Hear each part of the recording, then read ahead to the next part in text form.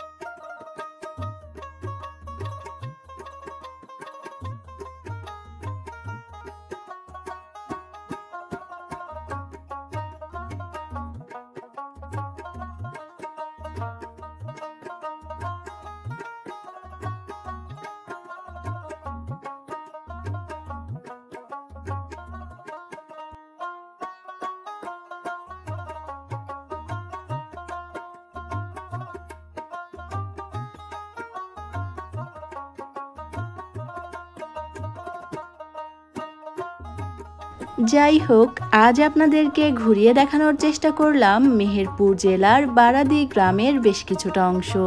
আশা করি আজকের ভিডিওটি আপনাদের বেশ ভালো লেগেছে। আমাদের আজকের আয়োজন এ পর্যন্তই। আবারও ফিরে আসবো নতুন কোনো ভিডিও নিয়ে। সে পর্যন্ত আমাদের সাথেই থাকবেন। এতক্ষণ যারা আমাদের ভিডিওটি দেখছিলেন সবাইকে অনেক ধন্যবাদ। ভালো থাকবেন, দোয়া রাখবেন। আল্লাহ হাফেজ।